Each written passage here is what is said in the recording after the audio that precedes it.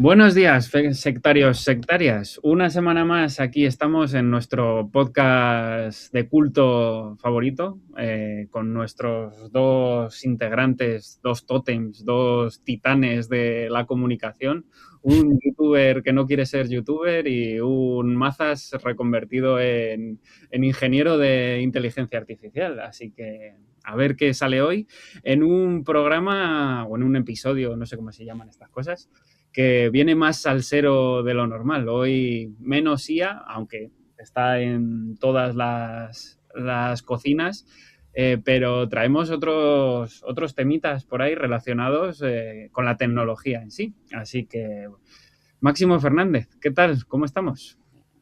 Muy bien, aquí un día más a contar las verdades del barquero. Las verdades del barquero, joder, qué poético aquí. No, no deja de sorprendernos este señor. Educa y entretiene Es a la un vez. erudito. Bueno, y Antonio Leiva, ¿estás a la altura de semejante prosa? Para nada. Encima, ayer me acosté tarde, así que tengo sueño y mi cerebro no funciona. Así que no prometo mucho hoy. ¿Quién se acostó tarde, tú o tu bot? Mi voz no duerme nunca, ya lo sabes. Por eso, sí, es que si algo estás haciendo mal si el que no duerme eres tú, ¿eh? O sea que hay que revisar, hay que poner una PR a ese bot. Así que nada, empezamos con un salseillo, una cosa de estas ahí de intrigas, de qué pasa, se quieren, no se quieren. ¿Qué ha pasado, Maxi? Los dos referentes de la IA, ¿qué les ha pasado? Pues la semana pasada fue el AI World Summit o algún nombre así de estos rimbombantes que les ponen en la India, y donde un montón de gente de la IA importante dio charlas y tal. Y al final estaba el primer ministro de la India y dijo a todos: venga, vamos a cogernos de la mano y levantamos los brazos. Y entonces, dos que estaban juntos, que eran Sam Altman y Darío Amodei, pudieron hacer manitas, pero bueno, al final tuvieron un poco de vergüenza, no se quisieron dar la mano el uno al otro, y al final acabaron todo el mundo con las manos cogidas, menos ellos dos, que las suyas las tenían ahí separadas. Entonces ha sido bastante viral el tema, porque aparecen sin cogérselas las manos, y ha dado mucho que hablar. ¿Cómo mola estos temas intrascendentes, ¿no? Pero que sirven para dar pie a Maxi a que meta ahí sus cuñas verdes. Sí. Al final nos cierran el canal y no por lo de la secta. Exacto. Y, pero vosotros, bueno, más allá de que la competencia clara que hay entre las empresas, ¿vosotros por qué creéis que es? ¿Ha habido algún pique ahí personal entre ellos que conozcáis o...? Hombre, Esto, Darío Amodei trabajaba en OpenAI. Se fue de allí. Era jefe de investigación de algo. Se fue de allí. Creo que era porque no estaban de acuerdo con el tema de la seguridad, y no seguridad de acceso a los datos, sino seguridad del modelo, de la manera de entrenarlo, de que el modelo te pudiera decir ciertas cosas o ciertas no. Y luego recordar que venimos del anuncio de la Super Bowl de Anthropic, Es verdad. de la publicidad de OpenAI. se ha picado. Ya, ya. Se ha picado Sam, pero estaban graciosos los anuncios. Están muy graciosos. Que al final creo que los rebajaron, ¿no? Los que salieron finalmente no eran los Sí. que pusieron en las redes. Puede ser, pero bueno, al final, no sé. Volvemos a plantearnos que igual estamos gobernados por niños hasta hasta en las grandes empresas, porque yo qué sé, por mucho que tú estés picado con una persona que pueda ser tu competencia, estás en un acto público que te cuesta mantener las formas ahí, ¿no? Pero es que además es como lo que has dicho literalmente que te pasaba de pequeños de, ay, ¿cómo le voy a dar la mano a mi amigo si es un chico? Aquí, ¿no? Estamos, que al final estas empresas, o sea, estas personas tienen mucho poder. Entonces, que reflejen estas situaciones es como, joder, comportaos un poco, que sois el reflejo de mucha gente, de los nuevos niños que quieran ser como Melon Musk, referencia a un podcast que dan llamado Meloncio eh, en buen mote. Así que, no sé, que hasta qué punto puedes competir en este nivel si las dos empresas tienen una financiación increíble, ¿no? Todo el mundo se está peleando por meter pasta en estos temas y eso, que al final, pues nada, no nos damos la mano, somos enemigos. Lo bueno es que así no llegará nunca, si no colabora la gente, la AGI, ¿no? Porque cada uno tirará para su lado y llegaremos más tarde a todo. Pero bueno. Al final Así. piensa que la gente que está en esa exposición es gente que le gusta el poder y mandar y gente que con ese perfil a lo mejor es más probable que se cabre por cualquier cosa. Sí, mucho ego, como siempre hablamos, pero Sí. llevado a Y, grandes... a gente con un gran poder. y mientras estabais hablando me he acordado de otra cosa que no he contado, que era que después de eso, la cuenta oficial de OpenAI, o sea, ha habido el tema de Open Cloud, que banearon, Anthropic banearon a la gente que utilizaba Open Cloud con la suscripción de Anthropic, y luego el Peter Steinberg que se ha ido a OpenAI. Entonces la cuenta oficial de OpenAI ha puesto una foto del momento ese en el que están así los dos con la mano sin cogerse, y a Sam Altman le han puesto las garras de una langosta. Que hablando de eso, también yo se lo vi a Zaustre el otro día, que Google también está bloqueando las cuentas Sí. de incluso la Plus Ultra Super Guay, paga dame todo lo que tengas, también la están bloqueando para Open Cloud. Sí, y que aquí el problema no es que te cierren la cuenta Ultra, es que te cierran tu cuenta de Gmail completa, con tus emails, con tu Google Drive, con todo lo que tengas. Entonces, no es cosa menor, no es como si te cierran una cuenta de cloud que, bueno, pues a las malas te creas otra o lo que sea. Aquí te están quitando, para los que usen Gmail, gran parte de su vida diaria. Así que es un tema importante. O sea, Hablábamos de Darío y Sam, pero también a Google no le costaría nada primero avisar, en vez de banear directamente. sí, sí. Aquí hay mucho bully y mucho de me estás costando dinero, pum. Vale. A Y tu luego viento. ya sabemos cómo funcionan todas estas cosas de apelación, que ya a mí me ha pasado alguna vez con la Play Store y hasta que, o sea, el término burocracia se desata en su máxima expresión en estos casos de apelar decisiones unilaterales y que al final es el problema de estos monopolios, ¿no? Que tengo yo todo el control, por una cosa que me viene en un lado te rompo todo y ala, y luego quéjate. Y entonces, bueno, pero ya veremos. Así que, y hablando de Google y de nuestro GD estrella, que en próximas semanas será flamante presentador del TechFest 2026 el jueves, creo, ¿no? ¿Solo, Antonio? El jueves, sí. El jueves podréis degustar unos chistes de estos sutiles que nos gustan de Antonio en el escenario. Corre el rumor que va a ir vestido de tenacitas. Imagínate. Así que un tenacitas vegano, o sea, cruelty free. Podrías llevar algo, una camiseta y mostrarla, que no se vea y luego en el escenario quitártelo ahí.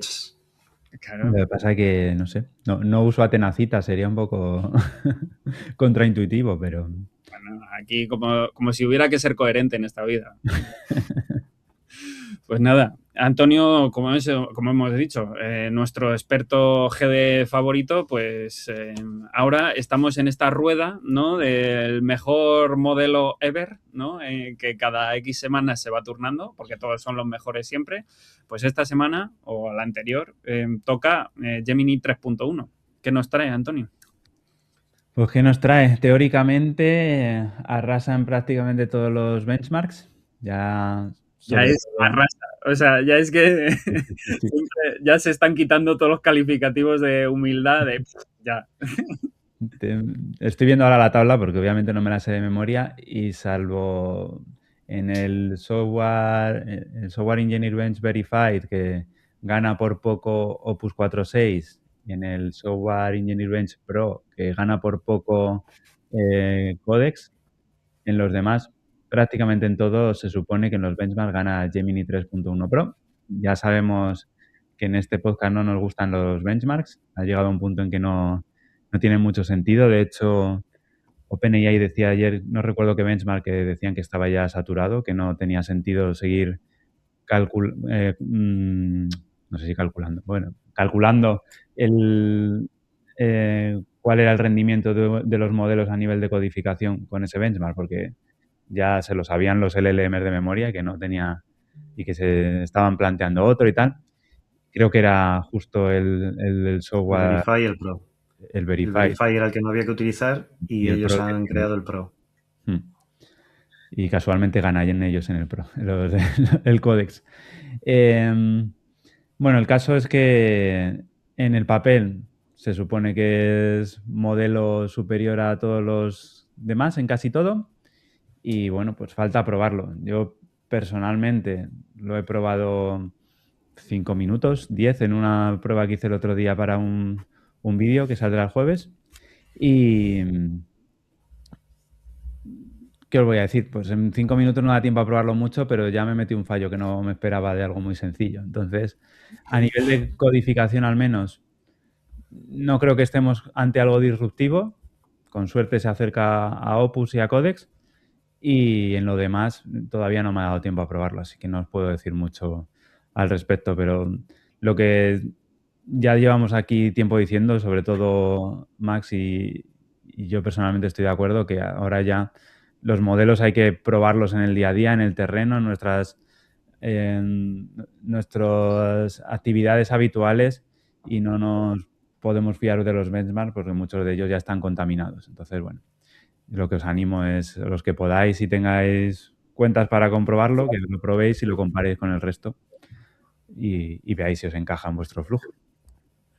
Al final es lo que decía también, que ya lo hemos comentado en el podcast varias veces, lo que decía Daniel Ávila, es que hasta qué punto tiene sentido el cambiar todo tu stack o toda tu cosa simplemente por usar uno o el otro, ¿no? Porque al final eso, estás acostumbrado a uno o pagas uno, pues qué más da. Si es que a nivel de los errores que meta, pues se corrigen, se da más contexto o lo que sea, ¿no? Entonces, yo ahí dejo la idea de que Google podría ponerse las pilas y meter para el desarrollo Android, pues dar como un golpe en la mesa y entrenar ahí el modelo para que funcionase muy, muy bien, ya que controla todo el pipeline, que tiene todas las métricas que pueda sacar Android Studio, todas las herramientas que ya tiene, pues oye, sería de agradecer, ¿no? Que no nos dejasen atrás en esta carrera de las IAs.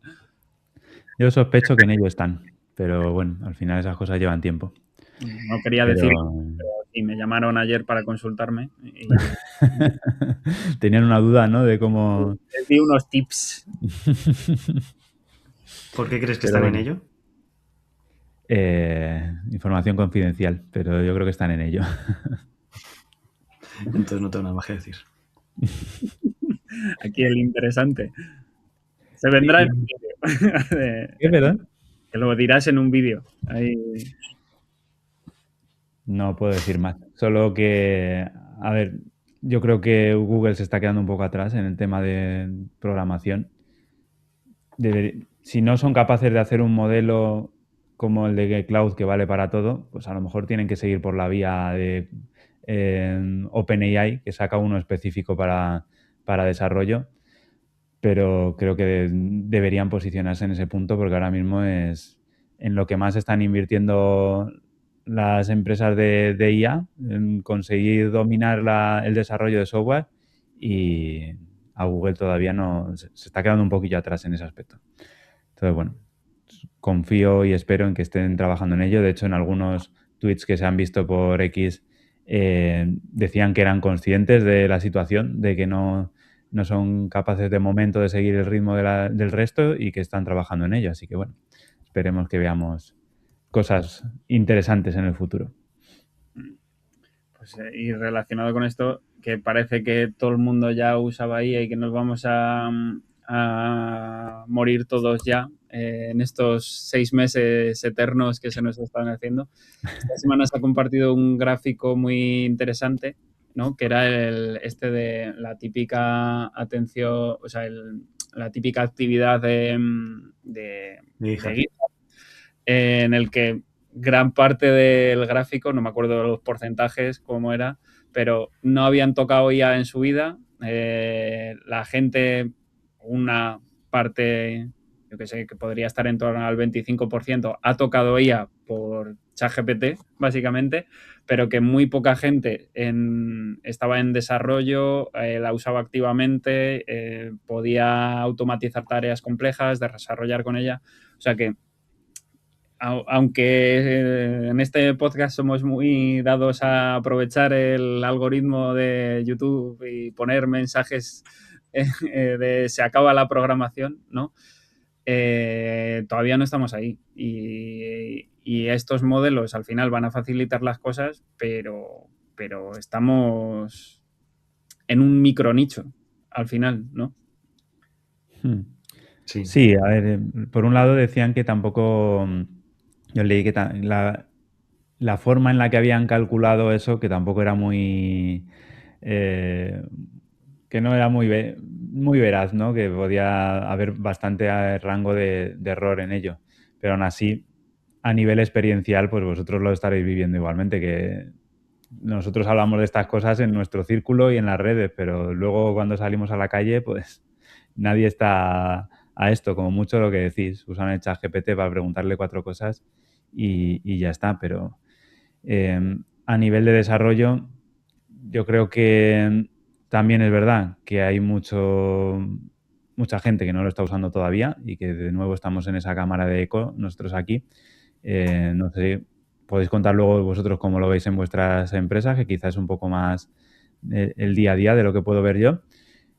Pero también es verdad que los que no están van a tener que ir entrando poco a poco o no tan poco a poco, porque sí que se está viendo a nivel de sector que ya estamos aceptando que la IA ha venido para quedarse y que tiene que ser una más en el proceso de desarrollo. Y en ese aspecto, al menos en nuestro sector, sí que va a calar mucho más rápido y veremos cambios. Yo sospecho que este año vamos a ver un cambio bastante importante. Esto lo comentaba, no me acuerdo de su nombre, el CTO de FreePic, el CPO de FreePic en la bonilista de esta semana. Omar era, ¿no? No me acuerdo el apellido. Puede ser. ¿Omar Pera? No. Puede ser, algo así. Buscadlo. Tenéis deberes. O ponerlo en comentarios.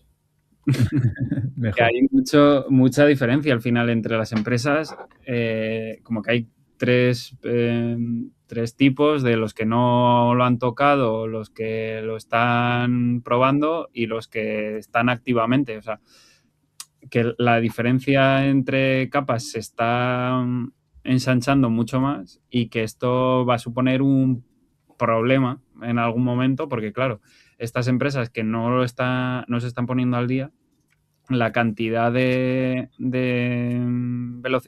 velocidad de desarrollo está cambiando drásticamente. Entonces, que tu empresa no sea capaz de seguir el ritmo a tu competencia, al final sacando los productos o cualquier cosa, pues va a suponer un posible quiebre en muchos sentidos, porque no es algo pasajero.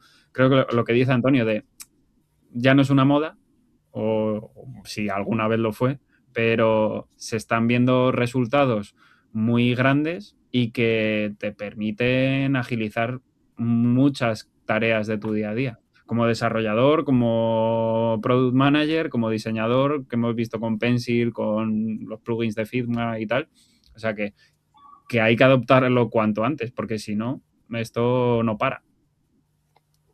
De hecho, como has dicho antes, que ya no, o sea, ya no es tan necesario cambiar de modelo cuando sale el nuevo mejor del mundo, porque ahora ya cada vez más el código es una commodity, de manera que hacerte tú el código, programar tú, ya no representa una ventaja lo bien o lo mal que programes, porque ya los modelos lo hacen tan bien y lo hacen tan rápido que no merece la pena, aunque tú lo hagas todavía un poco mejor, ellos lo hacen tan rápido que no merece la pena programar tú.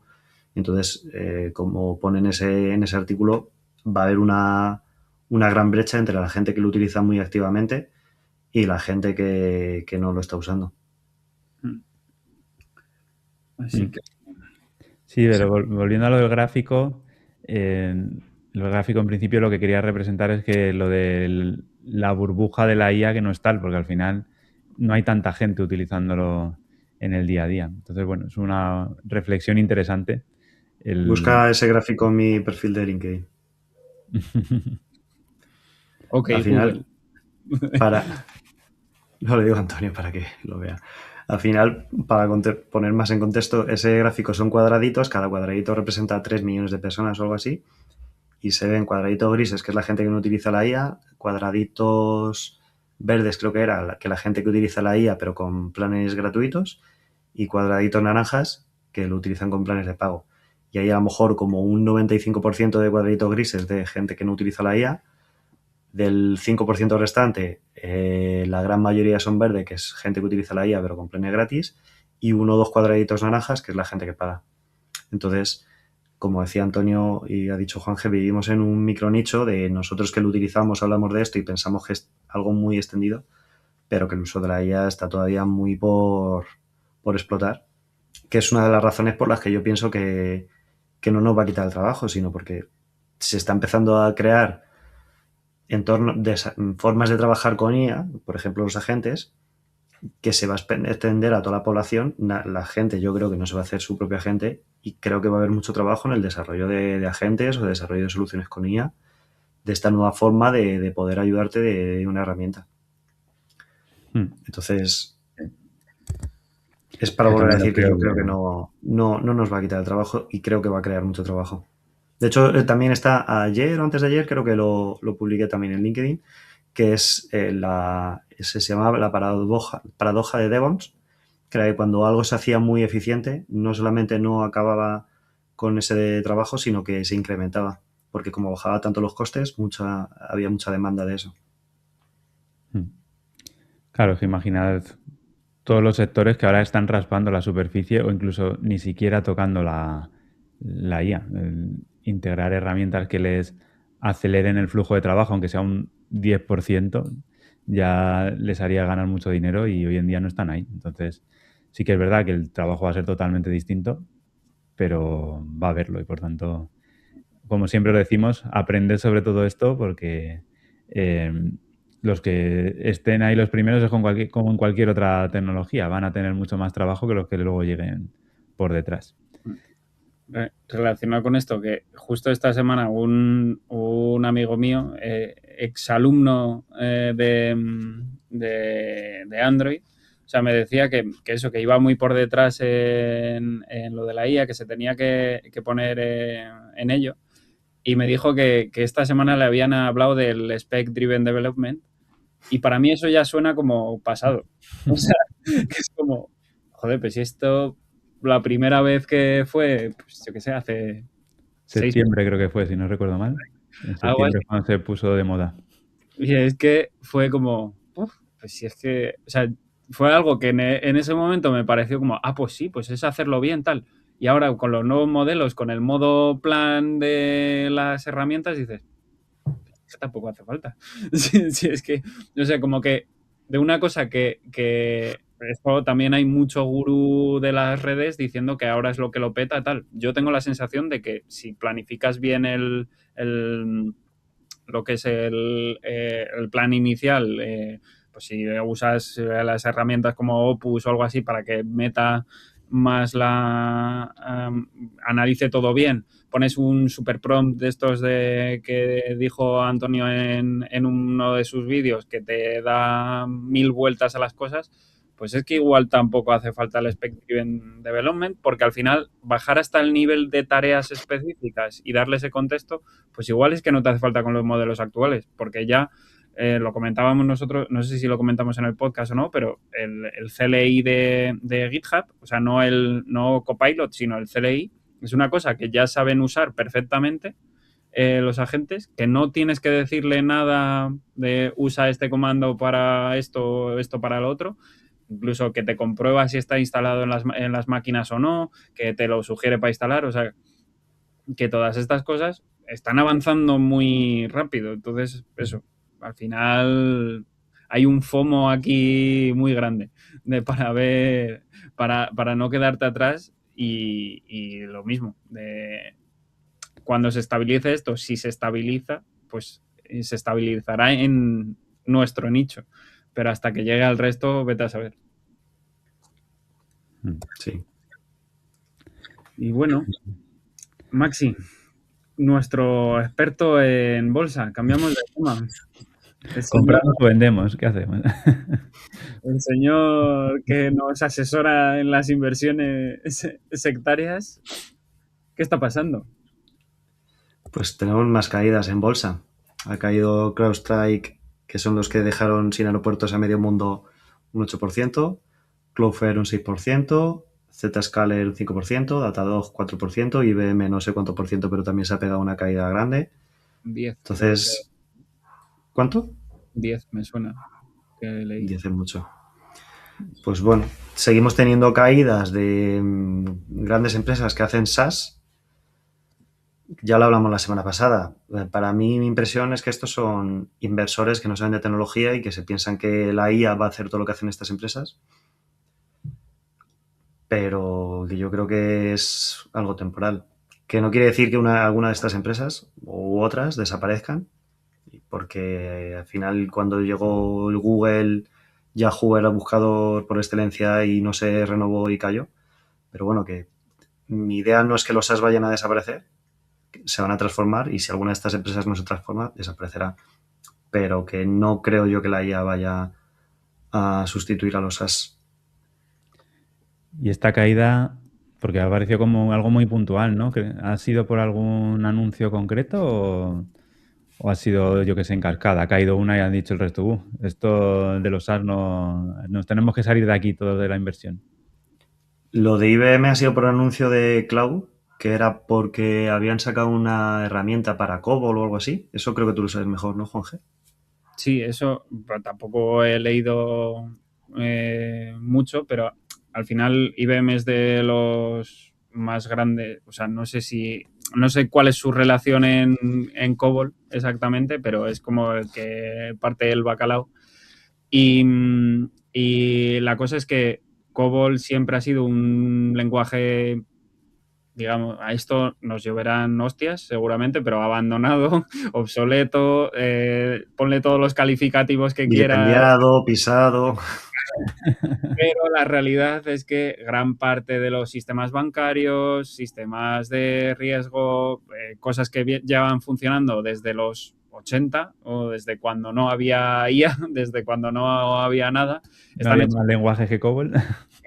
no, están hechos en COBOL y lo que pasa es que la gente que sabe COBOL se va muriendo, entonces la gente que no se muere cobra más porque tiene todo el conocimiento de COBOL y es la que mantiene, es como el gráfico que sale para todas las cosas, ¿no? De la pieza que mantiene todo, ¿no? Pues es COBOL en este caso. ¿Y qué pasa? Que IBM tenía el dominio sobre esto y ahora ha dicho Anthropic, espera, date quieto, que ahora no, decían, no sé hasta qué punto, qué recorrido tendrá esto, que ya no solo esta herramienta iba a usar COBOL a sustituir a esta gente de COBOL, sino que iban a modernizar el lenguaje, mantenerlo, o sea, que iban a meterle más caña, o sea, que iba a dejar de ser obsoleto y arcaico ahí para los restos. Entonces, claro, se ve que eso no le ha sentado bien a IBM o a la gente que ponía pasta en IBM por esto. Al final lo mismo, los inversores dicen, pues si Cloud Code ya sabe programar COBOL, ya IBM no hace falta y venden las acciones de IBM. Pero que yo vuelvo a lo mismo, al final los inversores no son expertos en tecnología y ellos se piensan que un proyecto de un banco que tiene su idiosincrasia, como dijimos la semana pasada, puede llegar ahí Cloud Code y hacer todos los cambios que hagan falta para actualizar todo su sistema bancario. Entonces, bueno, yo creo que es un poco dejarnos guiar por gente que no sabe de tecnología. Sabe de economía, pero no de tecnología. Sí, de hecho, como hemos hablado ya varias veces, no lo vamos a repetir, pero ha pasado en los últimos meses o pocos años varias veces ya. El caso más sonado el de Nvidia, ¿no? Porque salió DeepSeek. Claro.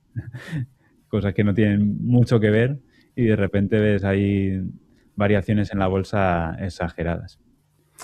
El problema de esto es que bajan de golpe a lo mejor un porcentaje muy alto y con el tiempo se van recuperando poco a poco y ya no es noticia.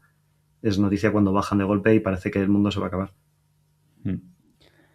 Totalmente. Y hablando de los SaaS, que aquí hemos tenido opiniones muy variadas, ¿no? Y hemos ido amoldándolas también un poco a lo que íbamos aprendiendo en el proceso.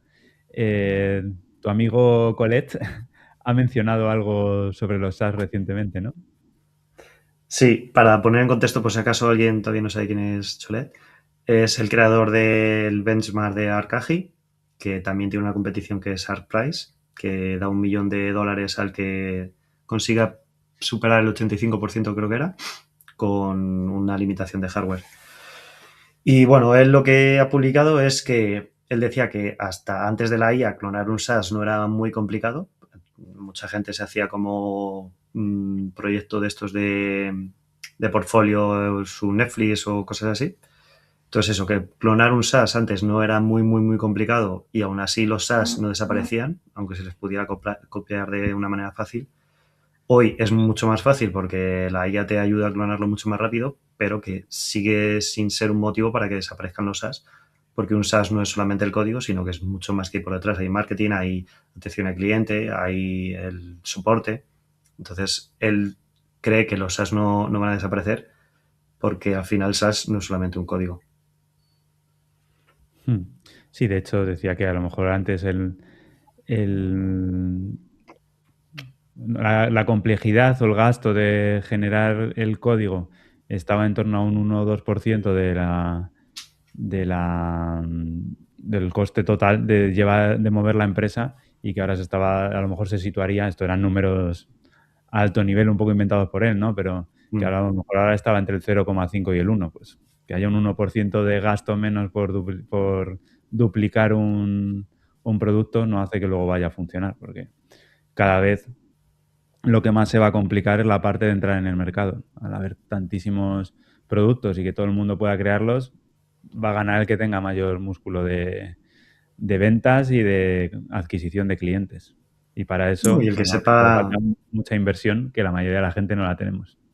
Y el que sepa encontrar los problemas de la gente, que al final es lo que hemos hablado en otros capítulos, que al final tú te puedes hacer un SaaS micronicho y puede que triunfes porque atacas el problema exacto de un grupo pequeño de población. Pero que también es eso, el saber crear un producto, no solamente codificar, sino saber que un software es al final una herramienta para resolver problemas. Entonces, ahora cabe más importancia el saber detectar y solucionar problemas de la gente. Pero ya no es eso. O sea, pero yo estoy de acuerdo con lo de que dice Antonio, que es llegar a la gente, porque cuántas cosas, o sea, aunque haya herramientas que solucionan los problemas, si no se enteran de que estás ahí, no da igual, porque al final eso, cuántas herramientas de open source tenemos en GitHub, cuántas herramientas así o la misma herramienta que el mismo problema que soluciona 1000 herramientas diferentes. Entonces, al final gana quien se hace más famosa y quien con unas condiciones mínimas de estabilidad, de calidad, de lo que sea, es capaz de llegar a más gente, porque al final es eso de yo te lo cuento a ti, yo uso esto en mi empresa y tal. Entonces, hay que ver si la IA en términos marketingianos también empieza a generar cosas, pero bueno, ya estamos viendo todo LinkedIn está automatizado, ¿no?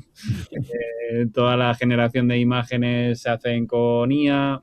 Al final, vamos a vivir en un Moltbook, pero sin serlo, ¿no? Porque ya está ahí, todo el mundo está generando las cosas así. Entonces, no sé hasta qué punto va a tener esto sentido. O va a haber que explorar nuevos canales de distribución o de cómo generar estas cosas. Hay un ejemplo muy bueno de esto, que es Red Hat. Red Hat es open source, tienes ahí el código en GitHub, tú te lo puedes instalar, pero al final ellos ganan dinero del soporte porque la gente no quiere no quiere complicarse. Si tu empresa se dedica a algo y es tu modelo de negocio, no quieres perder tiempo en arreglar los problemas que te pueda generar Red Hat. Entonces, tú te centras en solucionar el problema que solucionas, pero a lo mejor contratas Red Hat, el soporte, para no perder tiempo en eso. Entonces, es que hay muchas posibilidades y vuelvo a lo mismo, la gente no quiere hacer las cosas o no quiere hacer todo. Entonces, puede seguir habiendo mercado. Conclusión, hay que decirle a la IA que meta errores en el código para que así te llamen a soporte y saques dinero del call center. Ahí para sacar. Que echa la ley y echa la trampa. ¿Y cómo le dices eso a ella? Justo ibas a decir lo mismo. Dilo, que luego me llaman a mi hilador. ¿Dónde le dices a la IA que meta esos errores? Pues hasta ahora se le decía en el Agents, ¿no? O bueno, si eres de Anthropic y vas por libre, pues en el Claude MD. Pero un señor que yo no conocía, pero porque a mí las redes me resbalan un poco, pero se ve que es famoso, el bueno de Teo.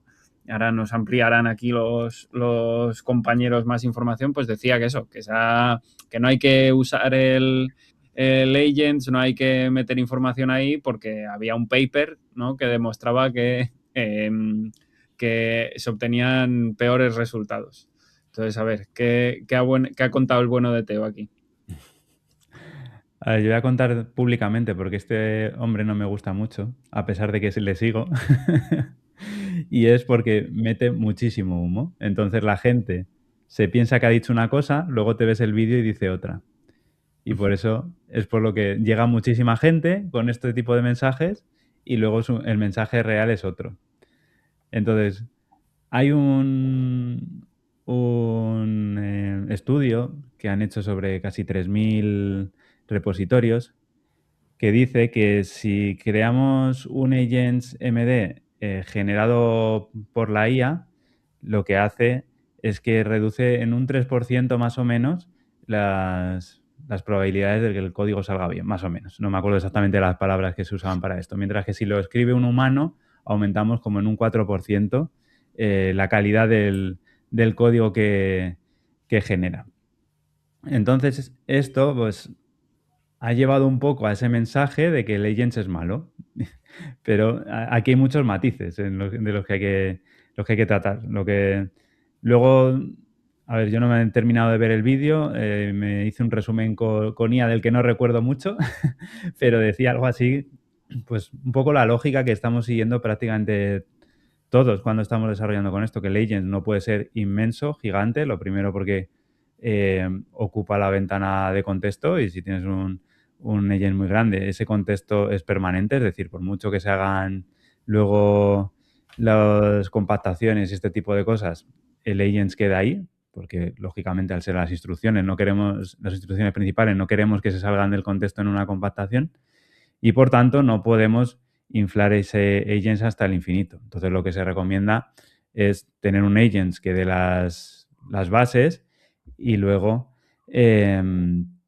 tener archivos extra que se puedan ir cargando dinámicamente, bien porque en el agent se haga un índice o bien porque se haga a partir de unas skills que se vayan cargando poco a poco esos contenidos de forma dinámica para que no estén, primero, contaminando el contexto con cosas que a lo mejor no necesitas siempre y segundo, ocupando demasiado en la ventana de contexto.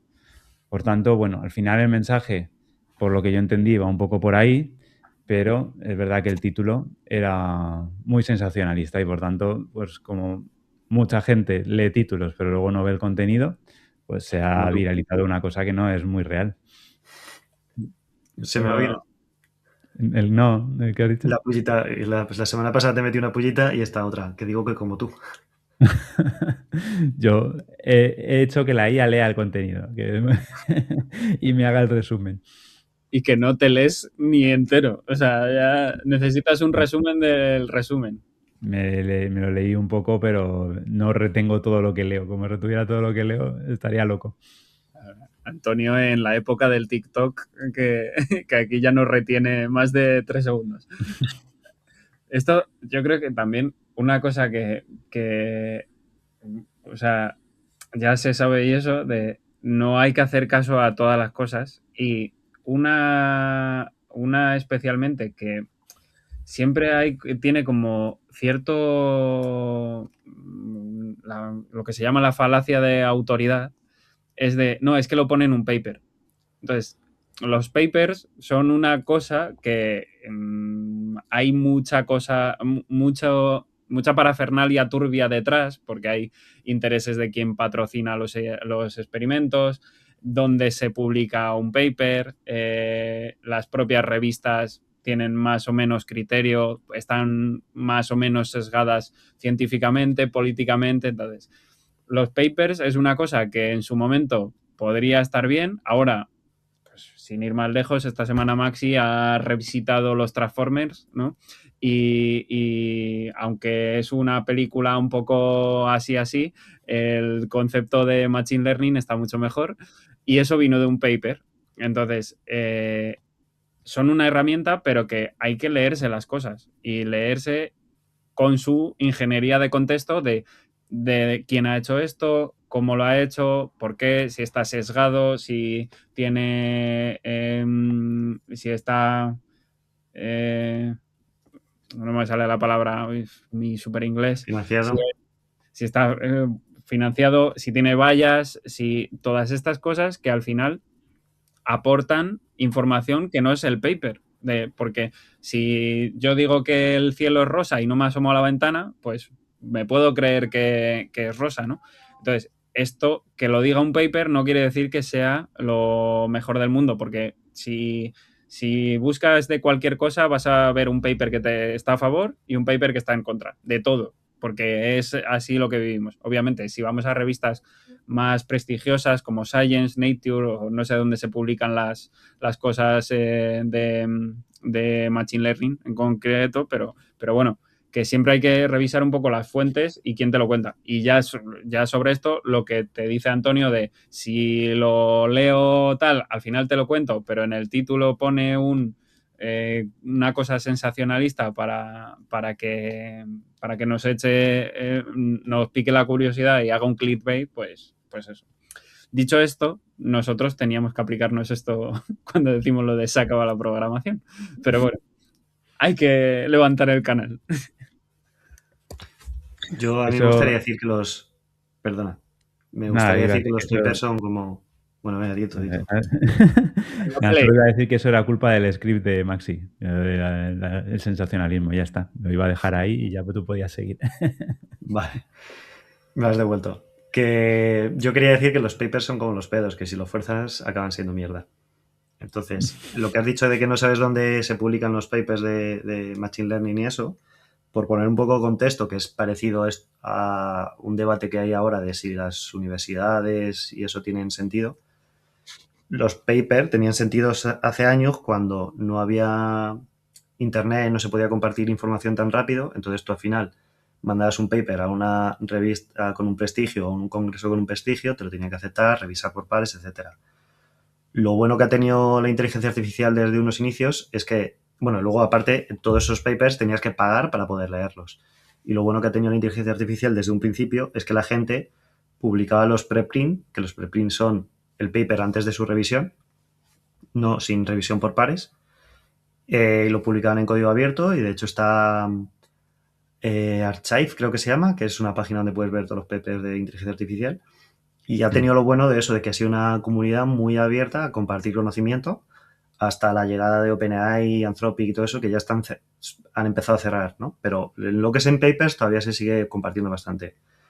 Pero ¿qué pasa? Tiene el problema de que cualquier persona puede publicar un paper. De hecho, pasó hace poco con alguien de Apple que hizo un paper que dijo, no me acuerdo, hubo una polémica de un paper de Apple que dijo una cosa y un montón de gente de la comunidad se lo tiró encima porque era un paper que no tenía mucho fundamento.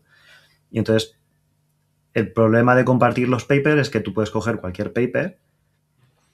Antes ya pasaba, pero por lo menos pasaba el filtro de que se ha publicado en una revista y ya tenías que ver el prestigio de la revista, pero ahora es que directamente se publican en preprint y tú puedes coger cualquier paper y leerlo y decir, pues este paper dice esto.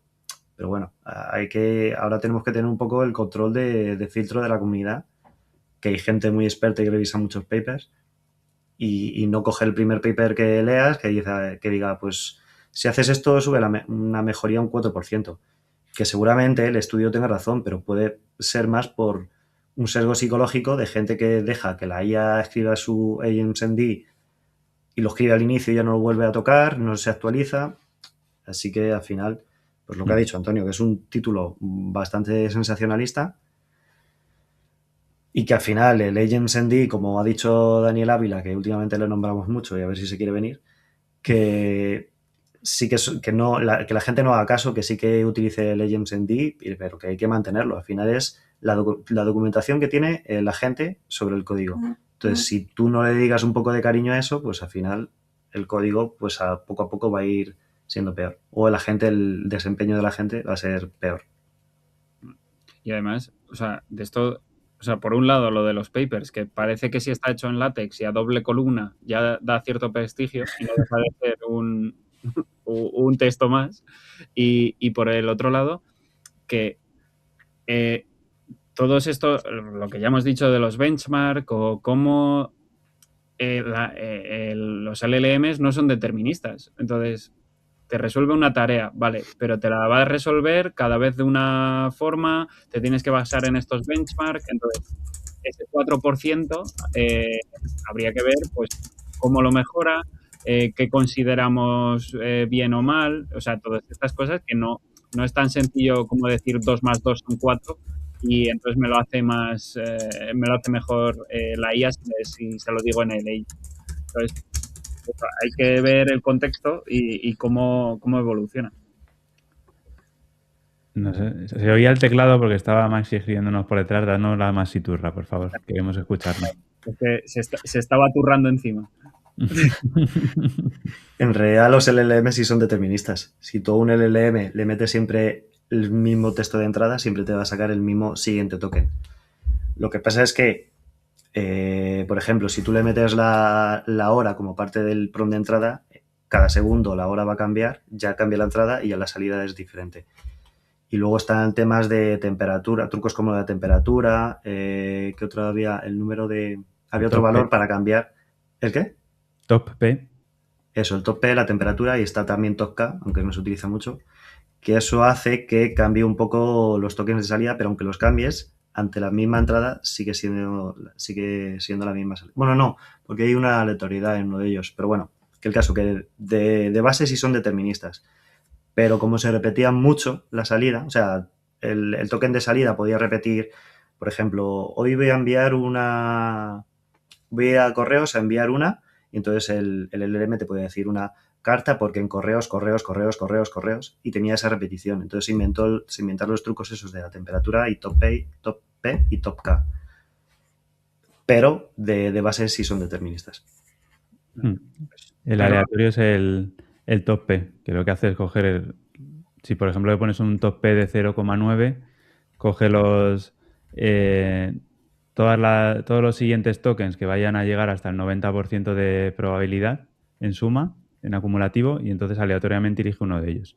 Y ahí es donde sale la aleatoriedad. Pero es verdad que si tú a un LLM no le cambias ningún valor de estos, a la misma entrada siempre devuelve la misma salida. Si es que... Welcome to la secta, fact check en directo. Bueno, pues eso. Que hay que hacer los agentes bien, ¿no? O sea, los agents MD bien. Y todos estos agentes, Maxi, ¿dónde se guardan? O sea, ¿qué necesitan los agentes? Yo no he ido tan bien. Necesitan una nube y esa nube necesita unos SSDs. Y como hay tantas nubes y se están construyendo tantos centros de datos que son nubes, pues parece que ahora después de quedarnos sin RAMs nos vamos a quedar sin discos duros. Eso, y esto es porque Samsung ha dicho... Aquí encontraréis el enlace, o aquí encontraréis el enlace a nuestro episodio de RAM, Pero eso, es un tema recurrente, ¿no? Que se acabaron las RAMs para 2026 y no me acuerdo si 2027 también estaban comprometidas ya. Ahora parece que los SSDs mm, ya están críticos y lo siguiente que se viene son los discos duros tochos, o sea, los de 30 gigas o algo, perdón, los de 30 teras, aquí en plan abuelo cebolleta, diciendo que 30 gigas son mucho. Es mucho. Todo cabe en un disco, en un disquete, como decía Bill Gates. Eh, eso, si queréis haceros un NAS en casa, corred, Es el porque momento. esto va a subir y eso. O sea, al final esto nació como un poco coña interna de en qué le decíamos que en qué íbamos a invertir a Maxi, porque es que van cayendo todo en cascada, ¿no? Lo primero súper necesario era la RAM, ahora los SSDs, luego pasamos a los HDDs y pues volveremos a almacenar cosas en Blu-rays si no, si no hay cosas disponibles. Así que no sé, ¿hasta dónde llega esto, Maxi? Hasta el infinito y más allá, ya lo dijo Buzz Lightyear. Que esto pues llegará hasta las bases, hasta el cobre, como nos dijiste. Que llegará un Claro, momento en el que tendremos que almacenar cobre en casa. claro. Esto va a ser, en vez de pensarte en si te compras un Mac mini para ejecutar OpenCloud o no, a ver si tengo mis 3 kilos de cobre para metérselo aquí al ordenador nuevo, ¿no? Así Sí. que Está mi, complicada la cosa. mini Bueno, consejo sectario, compraros los discos duros ahora y os ahorraréis dinero. hilando con esto de la RAM, me he enterado que por lo visto, que puede ser gracioso, que aunque no creo que pase, que por lo visto el tema este de la RAM es porque Sam Altman tiene apalabrada la compra de un montón de RAM para su nuevo centro de datos que va a construir con Oracle. ¿Oracle era? Sí. Sí. Y pero si no hay centro de datos no va a necesitar comprar esas RAMs y a lo mejor de repente hay mucha disponibilidad de RAM. Así que si por lo que sea Oracle tiene problemas financieros, no puede construir un centro de datos, OpenAI no tiene centro de datos, no puede comprar RAMs, pues a lo mejor pasamos al revés, a un superávit de RAMs y están tiradas de precio. Pero bueno, no creo que vaya a pasar. Quitamos el consejo que luego no queremos que denuncias en el No canal. es un consejo de inversión. Disclaimer. Solo realizar por profesionales y en condiciones de seguridad. Esto, pero también relacionado con esto, con el supercentro de datos, en esta super macro operación estaba Nvidia invirtiendo en sí misma, ¿no? Creo que eran 100.000 millones lo que iba a invertir en... es que con tantas cifras que no voy a ver en mi vida, se me bailan los ceros, pero las cifras eran como 100.000 millones que creo que habían recogido, el bueno de Jensen había dicho, espera, vamos a recoger un poco de cable por lo que pueda pasar y creo que ya había reducido a 30.000, si eran 100.000 o si son 1.000 a 30 o algo así, ¿no? Había reducido un cero por ahí, entonces puede estar relacionado con esto, que igual se han venido todos muy arriba y que si Oracle no compra HBO, no va a tener la liquidez para todo esto. O sea que el mundo de las inversiones es un poco pufo. Es Aquí, que volvemos a lo mismo. Al final todo eso está en manos de gente que no sabe tecnología, pero que sí que tiene dinero para invertir. Y por lo visto yo en su día oí que en Oracle que los inversores se están poniendo nerviosos en plan de te estás jugando mucho dinero por algo, por la IA, que al final en el futuro no sabemos si va a tener el retorno que esperábamos para recuperar la inversión. Y que los inversores están ahí un poco con la mosca detrás de la oreja. es que esto es como la mega apuesta, porque es lo de si no me entro ahora, igual me quedo muy atrás, como hemos hablado otras veces de qué está haciendo Apple, ¿no? A ver si está esperando a ver dónde llega esto y ahí meterse y revolucionarlo todo o tal, o simplemente ha dado la batalla por perdida y no entro porque no hay nada que hacer. Entonces, con esto un poco lo mismo, de Si yo me dedico a hacer centros de datos y ahora lo que manda son las IAs, si no me meto ahora, ¿qué me garantiza que en el futuro lo tenga? Pero si revienta, pues reviento yo con ella. Entonces, si es que las inversiones están rotas. No, esto de jugar con dinero que no existe, comprarte lingotes de oro y meterlos en el vestíbulo. ¿Dónde era? ¿Habéis visto la noticia? ¿No? Eso, no sé si era un hotel en Macao o en algún sitio de estos así pomposos, eso, que habían metido como 80 lingotes de oro en su vestíbulo, en el suelo de su vestíbulo, y ahora los había vendido por no sé cuánto más. Y habían ganado un montón de dinero porque han dicho, bueno, están muy bonitos de decoración, pero prefiero dinero en la cuenta. Así que igual el oro es lo que... El oro y el cobre. Aquí a lo que hay que Lo meter. dicen, sí. Que al final es lo único que no es infinito, ¿no? Como el dinero. Claro. Y seguimos. Anthropic, que está que no para quieto, pues esta semana, o hoy, ¿no? ¿Cuándo ha sido, Antonio? Ha Hoy, sacado una cosilla ayer. así novedosa. ¿Ahora qué? ¿Ahora cómo Sí. quiere que nos comuniquemos con los agentes? Anthropic no para, efectivamente. Sacó hace unos días tema de seguridad que no me ha dado tiempo ni a mirar. Eh, y ahora ha sacado el control remoto de Cloud Code, que vendría a ser su propio Open Cloud, pero sin esteroides. Básicamente es poder controlar a tu Cloud Code de tu máquina. Eh, ya sabíamos que antes podíamos ejecutar acciones en los servicios de la nube de cloud directamente creo que desde su aplicación principal. Nos apareció una pestaña en la que le podíamos lanzar peticiones sobre nuestros repositorios en sus nubes y se ejecutaban allí. Pues ahora lo que han hecho es crear un control remoto de tu Cloud Code local, el que tienes instalado en tu máquina. Entonces puedes hacer seguimiento del proceso en el que está metido tu Cloud Code, puedes escribirle, es decir, pues como su propio nombre indica, tiene un nombre bastante claro, controlar tu Cloud Code remotamente desde tu dispositivo móvil. Y es, bueno, pues la noticia que tenemos desde ayer y que está moviendo por ahí un poco las redes, como siempre.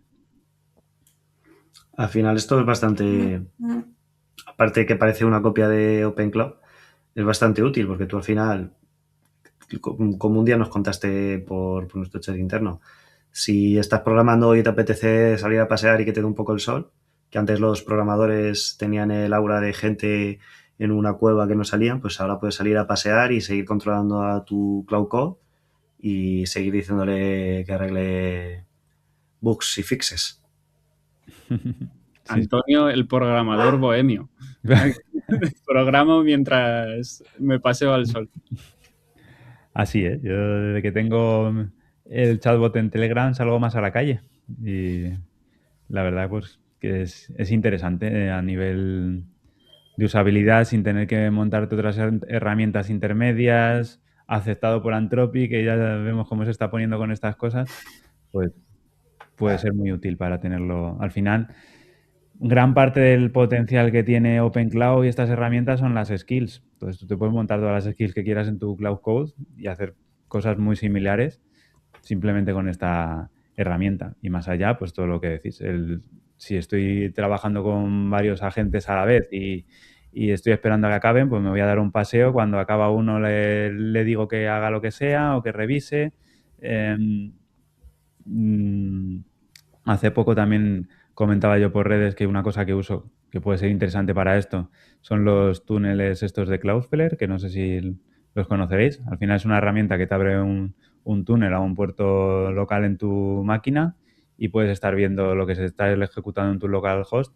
Puedes levantar la aplicación para revisarla también desde el móvil mientras estás dándote tu paseo, ¿no? Entonces tenemos cada vez más herramientas para no necesitar estar delante de nuestro ordenador mientras desarrollamos, lo que por un lado pues puede volverse adictivo y peligroso y por otro pues también nos desancla un poco del tener que estar todo el día delante de la máquina.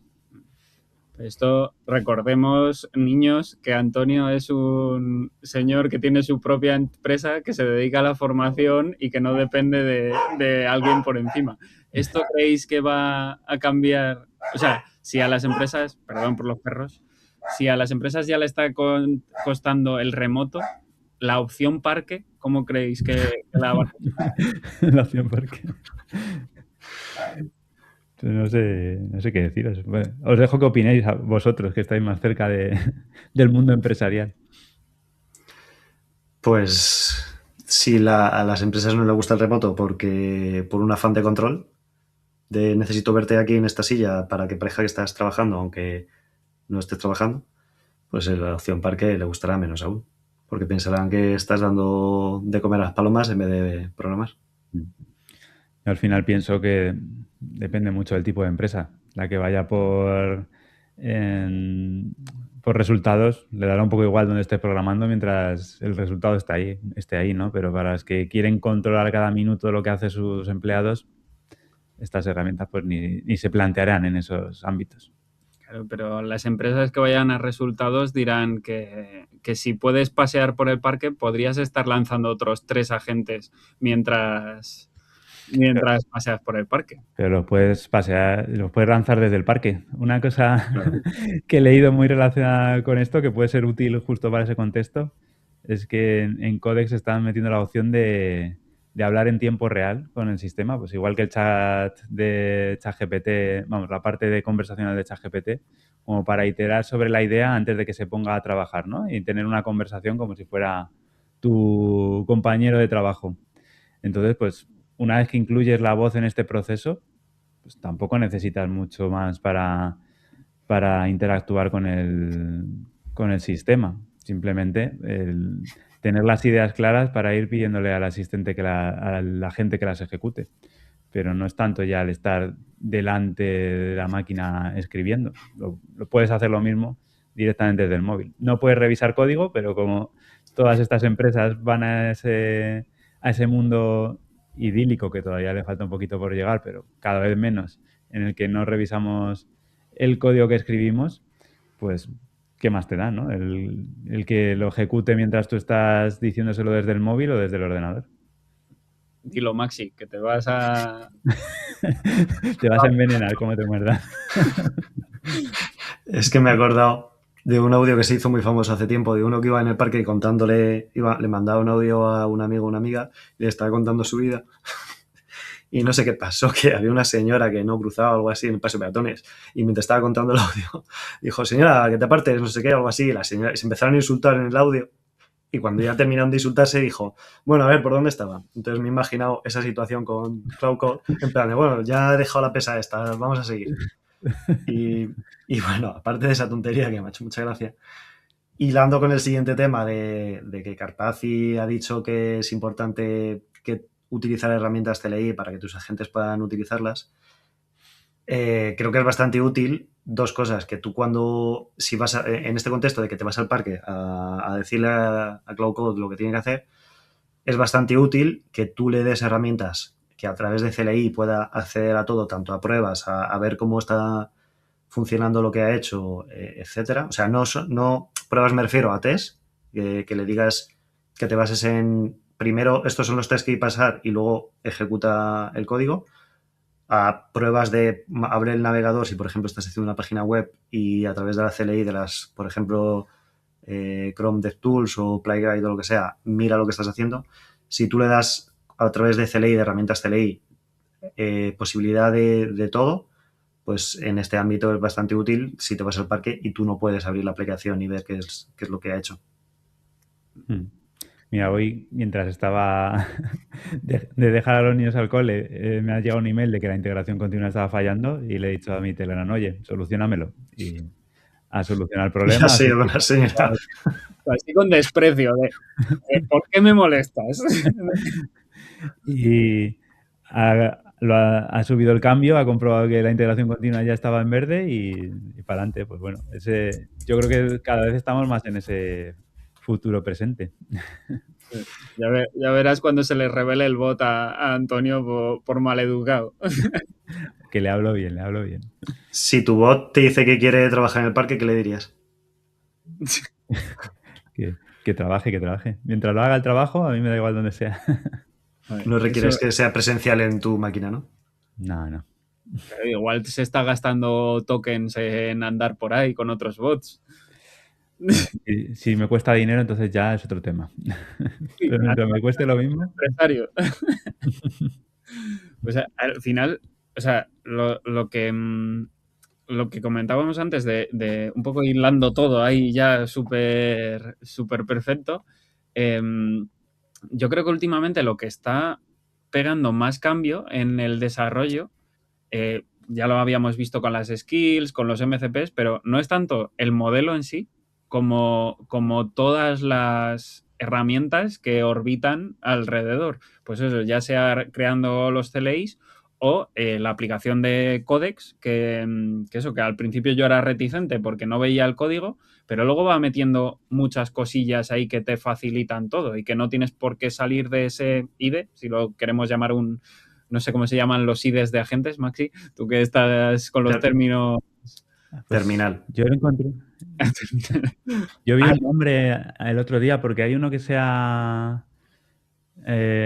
cambiado de cursor a OpenAI, no me acuerdo de su nombre, lo puedo buscar mientras hablamos de otra cosa, y le daba otro nombre a los IDEs, pero centrados en la gestión agéntica, les llamaba de una forma concreta, que, bueno, si lo Pero que no encuentro es os lo Harness, digo. ¿no? ¿El qué, perdón? Que no es Harness, ¿no? No me acuerdo del nombre. Ahora, si lo encuentro, te lo digo.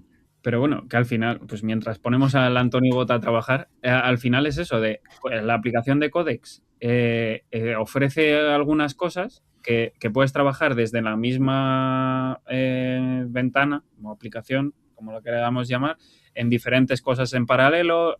Tienes las skills listadas ahí de forma visual, puedes crearte las automatizaciones. Entonces, que al final no te importa tanto qué código, qué modelos se está usando por debajo, pero lo que estamos evolucionando es a las herramientas, el cómo se gestiona. Pues esto, el primer paso lo vimos con el modo cuando queremos hacer el plan o solo preguntar o que quiera que se ponga a codificar directamente. O sea que está evolucionando esto de lado para que da igual el modelo que uses, tú tengas las herramientas para que todo sea lo más transparente posible y tal. Otra cosa es luego, pues si puedes usar las cosas open source o no, como las skills o estas cosas. Pero creo que es interesante que sí que se están desarrollando herramientas en este sentido y lo que dice Carpazzi, pues aunque yo lo había entendido al principio de forma errónea, era eso, de que se fomente los CLIs para que lo usen las herramientas. Y aquí os pregunto otra vez que ya habíamos, otra pregunta que ya habíamos dicho en episodios anteriores. ¿Los MCPs qué? si ahora queremos todo con skills y skills que usen CLIs, ¿sigue habiendo espacio para un MCP? ¿Tiene sentido?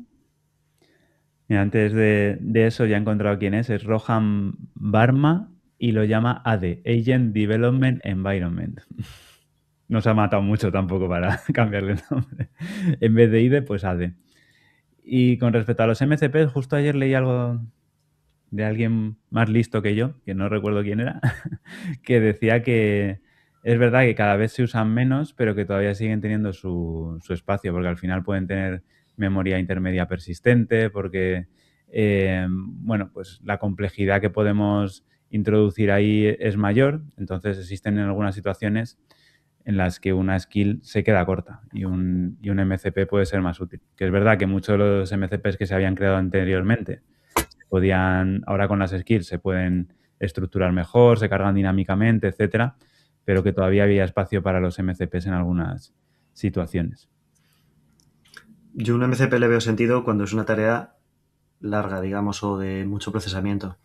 Al final, los MCPs han heredado el hueco de las tools. Y tú antes cuando tenías un agente, le podías dar tools, que era, por ejemplo, cuando un código que te haga lo que sea. Si tú tienes un código que te hace mucho, lo puedes hacer en una tool o lo puedes hacer con un MCP, que lo bueno del MCP es que es un estándar. Entonces, si tú tienes que hacer un proceso de primero hace esto, luego lo otro, y todo eso lo tienes por código, que así es determinista, como los LLMs, pues yo sí le veo sentido a los MCPs en ese sentido, en cuando es algo, un código muy grande, por ejemplo, que no tengas que estar diciéndole al LLM, primero haz esto con la CLI, luego haz esto otro con la CLI, luego esto otro. Cuando es una tarea muy grande, pues ahí un MCP le veo sentido. Y luego, por otro lado, ahora que ha salido lo del web MCP, para que cuando un LLM acceda a la web a obtener contenido y con el MCP lo tenga más rápido, pues también puede que tenga bastante sentido, aunque luego también, por otro lado, Cloudflare ha sacado su conversor de HTML a Markdown, que creo que tiene más potencial que el web MCP. Entonces, en resumen, le veo sentido a tareas muy grandes de un código muy grande. Ya veremos la semana que viene cómo ha cambiado la cosa y a ver si sigue teniendo sentido o no. Pues nada, con esto cerramos el episodio accidentado de hoy. De los que veáis en YouTube veréis cómo entro y salgo como un ninja varias veces durante el podcast. Los que estéis en Spotify también, porque tenemos el vídeo ahí. Y nada, lo que os hemos dicho otras veces, suscribirse, comentad, hate Antonio, todo lo que nos haga subir como la espuma en redes. Y con esto nos vemos el próximo episodio, la semana que viene, con más temas salseros. Al final, para no hablar de ella, hemos hablado de ella bastante. Así que a ver qué nos trae la semana que viene. Hasta luego. Chao, chao. Welcome to the sector.